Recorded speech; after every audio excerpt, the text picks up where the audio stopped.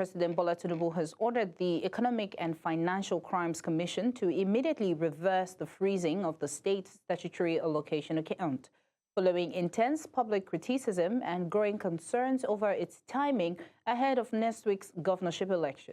In a personally signed statement, the president said he was deeply embarrassed by the timing of the EFCC's action, despite the agency acting under a court order.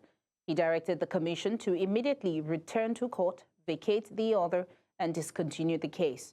The account freeze triggered widespread backlash from opposition leaders, legal bodies, civil society organizations, and election observers. Former Vice President Atiku Abubakar described the action as an assault on democracy, while the Nigerian Bar Association and other stakeholders warned it could erode public confidence in the credibility of the August 15 Osun governorship election. Now joining us to have this conversation, we have AbdulKareem Musa, who's a lawyer and sustainable democracy campaigner in Abuja, as well as News Central team of correspondents in Osogbo, Mercy Babajide and Bernard Akede. Let me start with Mr. Musa. Mr. Musa, thank you for joining us. President Tinubu has ordered the EFCC to reverse the freezing of Osun State account. Now, would you say that this decision is going to resolve the legal and constitutional concerns, or has the damage already been done? Yeah, good afternoon, and thank you for having me. Well, it's my view that the action of the EFCC might seem reckless and might seem like the EFCC has decided to lend itself to some political actors against other political actors. When you look at the proximity within which the EFCC froze the account of the Osun State government, then it raises question as to whether this is actually an investigation. But the greater question is whether the EFCC is working at the whims and directive or caprices of the president.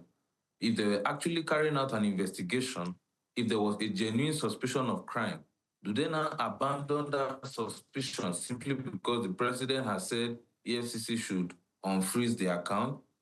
It goes to tell that the whole process all the while was political, and it's quite a disappointment that the EFCC would enmesh itself in political activities as against the mandate given to it by the EFCC Act. Right. Why the president has made this statement, how would you assess the use of course, the anti-corruption agencies so close, like you said, to a major election? Where should the line be drawn between, legitimate investigations and actions that could affect the electoral environment? Well, what this does is that it erodes the confidence that the Nigerian people can have in the EFCC. It shows that the EFCC has become a political tool in the hands of some political actors. And how can the EFCC now be able to portray itself to the Nigerian people as if to say that they are combating economic crimes, which they are set up to do, if during elections, the EFCC is being utilized to cause roadblock to some political parties against others? So it's a simple thing. What the EFCC has simply done has the capacity to erode the confidence that the Nigerian people can have in it, and ultimately impact on its work going forward. It's sending a message to political actors that it's actually for sale and it is compromisable. Well, so what would you say safeguards should be like? What safeguards do you think they should put now in place to prevent, state institutions from being perceived as, influencing electoral outcomes, regardless of which party is in power?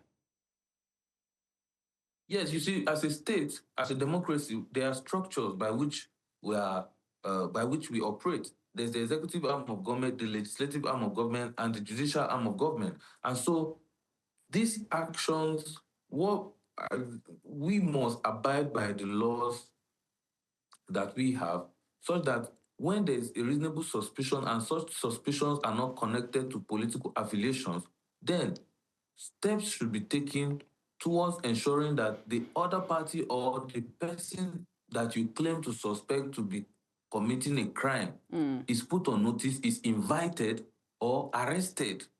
But when you are targeting the account of a state government where the state governor is contesting in an election in just a week time, then there's a problem. So the structure, we have structures in place already, and what we need to do, or what the EFCC should do, is to genuinely abide by the rules that govern its operation by not giving a political coloration to its activities. Right. Would you say now, let's leave the account freezing aside. Would you say that what you're seeing right now happening in Osun State is a backslide in terms of democracy and it's leading up to Osun State election? Yes, certainly. It sends a very wrong signal and questions the kind of democracy that we have, because it shows that there's no regard for the rule of law. It shows that anybody can just act. We are being guided by the rule of might. And so if the ruling power are dissatisfied with the governor, or they are contesting against the governor, they can engage the machineries of the state to cause roadblocks and hindrances for the other political party. It ought not to be so. State institutions are set up for the benefit of the Nigerian people. No state institution like the EFCC must subject itself or even give the impression that it can be enmeshed or entangled in political activities. That is not the mandate. The mandate of the EFCC is to tackle economic and financial crimes and not to meddle in political affairs. If they claim that there were suspicious transactions around that account, when did they detect that transaction? And why this proximate to the election? So it is a sad situation that we are seeing, and we hope that something is done hastily to recover and redeem the image of the EFCC. Well, so you mentioned earlier that, there's going to be an issue in terms of trust and everything. But let's go on a short break. When we come back, I want to ask you what you think the INEC and security agencies should do now for the next few days to make sure that, voters believe that the election is going to be free and fair. Don't go anywhere. Let's go on a short break. When we return, we continue the conversation.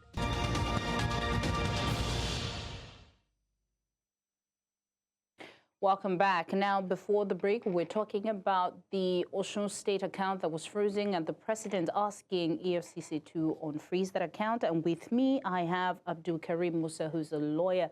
Musa, thank you for being here with me. Now, I was asking that, what do you think INEC or, the security agencies and the judiciary, what should they do over the next few days, to reassure voters that the election that's coming will be free, fair, and credible? Well, INEC certainly has a role to play in all this, because the action of the EFCC and the action of even the police preceding this day has given Nigerians and the people of Osun State anxious moments over the question as to whether the elections will be conducted in a free, fair, and credible manner.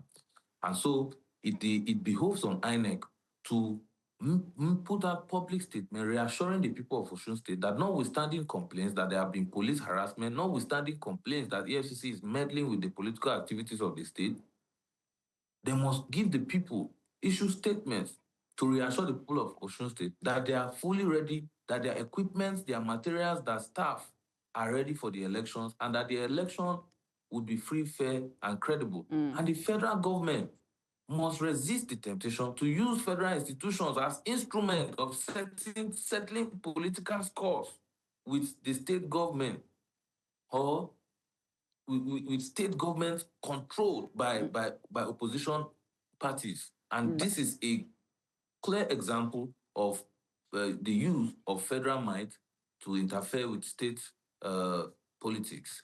It's not something that is good for the kind of democracy that we aspire to have. Okay, we're now being joined by our correspondent Mercy Babajide, who is in Osogbo. Mercy, you've been on the ground throughout this campaign. Can you tell us what the mood is like among the, the voters following the controversy over the freezing and now the reversal being mentioned by the president about the account? I'm live at Osogbo, and right now I'm at somewhere called Okefia. The governor is commissioning a road. Well, that is just by the side. But then the main issue is the fact that EFCC froze the state of Osun's account yesterday, and as of today, the president has ordered the release of the account. Well, we took a little bit of reviews from some persons in the streets earlier on, and they said they feel like it's more political than being the normal way forward, because why of all times to freeze the account? Why is it now when the electioneering process is ongoing, and I mean campaign season is ongoing, and the election is about 9 days away? But then right now I'm in front. I would have interviewed a lot of persons, but then nobody is willing to speak. But then we are headed to the campaign ground. Hopefully we'll get some persons to speak from their own angle, and that's for the Accord Party. But equally, we have the Accord Party, the All Progressive Congress, that's APC, and then Najim of the ADC vying for this position. But that doesn't rule out the other political parties, because we have major 14 political parties vying for the seat of governorship for the state of Osun. Right. Now, Musa, let me ask you, you talked about when the president mentioned, for them to reverse these accounts. What message do you think this reversal is sending to Nigerians about accountability, transparency, the rule of law, and, of course, the independence of institutions ahead of this, election? The message that the directive of the president sends to the Nigerian people is that we have weak institutions while we have strong men. And in a system where the rule of law is being upheld, institutions should be stronger than individuals. The president has an office. The EFCC is an agency of the federal government. It has its own mandates, and it does not take directly from the president. It acts in accordance with the law that established it, which is the EFCC Act. And so if the EFCC has identified a crime, it should be allowed to fight or investigate that corruption that it's alleged to have found. But we can see clearly that they are able to take directions or directives from the president because there was never genuine investigation in the first place. The investigation was politically prompted one. Well, okay, thank you, Musa, for that. Mercy, what issues would you say the voters are discussing most in terms of this campaign trail? Is it governance? Is it the economy, security, or the recent political controversies?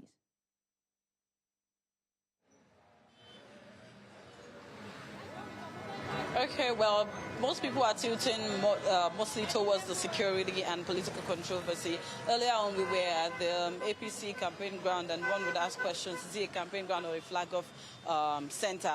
But then again, we spoke to some persons early this morning, and one of them reiterated what the governor said, where he said the governor has assured them that they would be safe for this election, irrespective of the fact that other parties are threatening people to say, oh, if they do not vote for a certain political party, they've threatened hell and back for them. But then the man made sure to lay emphasis on the fact that he said the governor has assured their safety, so he would be going out to vote, and he would be banking on what the governor has said. And then apart from that, of course, there's a political back and forth. Some persons have said, or they've alleged, that they feel the EFCC is under the auspices of the ruling party, because why is there so much drama, and why is it that it is during the election period that the EFCC has frozen the account? But then the president has intervened. Well, thank you so much, Mercy Babajide, for that update. And of course, AbdulKareem Musa for joining us to have this conversation. We have a few more days towards this election, and we hope it's going to be free and fair and the security will be tight. Thank you for joining.